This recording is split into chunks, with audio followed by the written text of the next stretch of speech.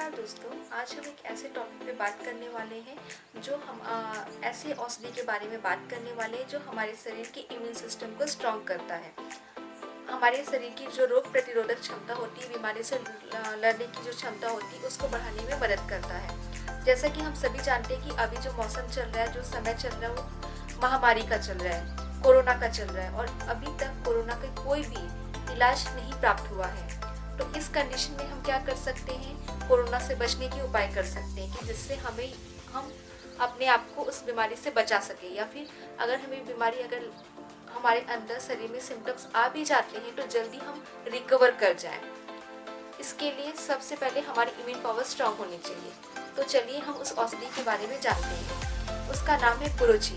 गुरुची का botanical name है टाइनोस्पोरा कॉर्डिफोलिया, संस्कृत नाम है अमृता, हिंदी नाम है गिलोय और मराठी नाम है गुलवेल।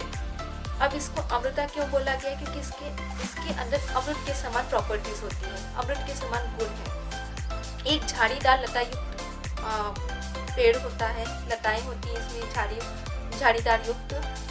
ये अगर हम इसके स्टेम्स को काट देते हैं और किसी भी पेड़ के ऊपर, चाहे वो नीम का पेड़ हो, आम का, कोई भी बड़ा झाड़ीदार पेड़ हो, उसके ऊपर अगर हम इसके स्टेम्स को फेंकते हैं तो उसकी लताएं अपने आप ग्रो करना शुरू कर जाती हैं।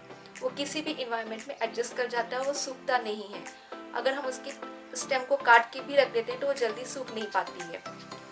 इसके गुण अमृत के समान है। ये सिर्फ एक नहीं, 100 में से 90 अगर मेडिसिन है आयुर्वेदिक तो उसमें उपयोग किया जाता है। हाँ, इसके अंदर वात पित्त कफ तीनों दोषों से लड़ने की क्षमता होती है। तीनों दोषों पे काम करने वाली इसकी प्रॉपर्टीज होती है। इसके कारण भी इसको अमृत बोला गया है। इसे हम व्यवस्थापक बोलते हैं। इसके अंदर रिजुविनेटिंग पावर होती है, प्रॉपर्टीज होती है, जो समय से पहले जो बुढ़ापा होता है उसको फैलने से रोकती है। समय से पहले बुढ़ापा नहीं होने पाता है। शरीर जो कमजोर हो जाता है, थकान लगने लग जाती है, इससे बचाता है।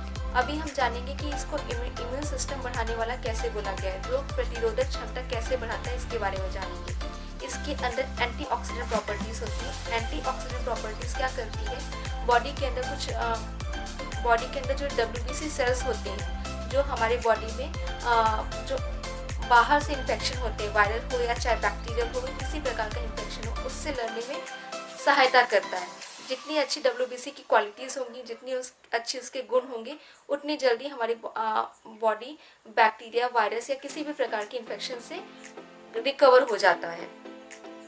दूसरा, इसको एंटीपायरेटिक बोला गया है।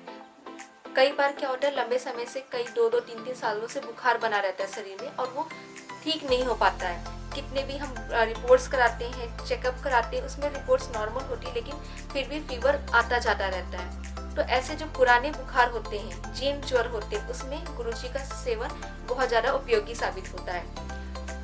सिर्फ फीवर ही नहीं, फीवर के कारण जो दूसरे सिम्टम्स होते हैं उसके साथ ही साथ पाए जाते हैं, जैसे कि फीवर में भूख कम लगने लग जाना, कमजोरी लगना, थकान लगना, शरीर में जलन होना, आँख पैरों में जलन होना, गर्मी बहुत लगना, पसीना आना, इन सब चीज़ों में भी गुरुची अगर हम प्रयोग करते हैं तो उसमें भी आराम मिलता है। शरीर में गर्मी बहुत होती है, नॉर्मल भी अगर हाथ पैरों में जलन हो रही है, बॉडी के अंदर एसिडिटी बहुत ज़्यादा है, डाइजेशन सही तरीके से न हो पाने के कारण अगर किसी को उल्टी होती है तो उसमें भी हम गुरुची का प्रयोग कर सकते हैं। गुरुची कई लोगों को बार बार मोशन जाने की प्रॉब्लम होती है, पाचन सही से नहीं हो पाता, उसमें भी गुरुची जो है एब्जॉर्प्शन लेवल बढ़ा करके डाइजेशन इम्प्रूव करता है।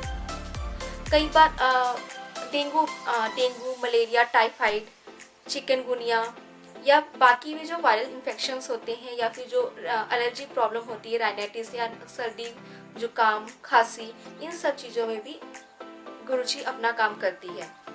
इसके साथ ही साथ कई लोगों को नींद नहीं आना, मतलब थकान के कारण, स्ट्रेस के कारण, या फिर मेंटल स्ट्रेस बहुत ज़्यादा होता है, तो उसमें गुरुची के साथ हम कुछ और भी औषधियाँ जैसे कि शंखपुष्पी, ब्राह्मी, इन सब चीज़ों का उपयोग करके भी पेशेंट को रिलीफ दिला सकते हैं।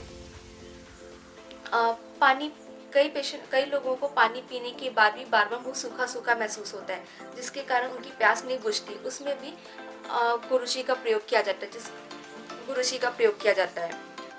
बच्चों को कोई कारण नहीं होता पर फिर भी भूख नहीं लगती, खाना खाने की इच्छा नहीं करती है, तो उसमें हम नेचुरल तरीके से उसे भूख लगने के लिए हम गुरुजी का प्रयोग कर सकते हैं। साथ ही साथ किसी भी प्रकार का स्किन डिसऑर्डर हो, स्किन डिसऑर्डर के कारण बॉडी के अंदर जलन होना, खुजली होना, रेडनेस आना, इन सब चीज़ों में भी हम गुरुजी का प्रयोग करते हैं।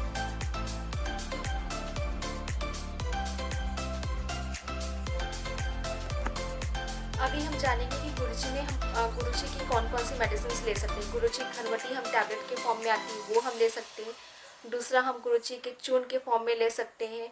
बड़े लोग टैबलेट को 2-2 गोली ले सकते हैं दिन में 2 बार। चूर्ण को हम 3 से 5 ग्राम की मात्रा में ले सकते हैं। और गुरुजी का काढ़ा भी बना के पी सकते हैं। गुरुजी का काढ़ा एक 40 to 80 ml के बीच में दिन में लिया जा सकता है। साथ ही साथ गुरुजी का काढ़ा बनाने का किस तरह से पीना है और किस तरह से बनाना है, इसके बारे में अगर आपको जानकारी चाहिए तो मुझे कमेंट में बताइएगा, मैं उसके ऊपर भी वीडियो बनाऊंगी। दूसरा, गुरुजी को वात के पेशेंट जिनको वात की परेशानी है वो गुरुजी को घी के साथ ले सकते हैं।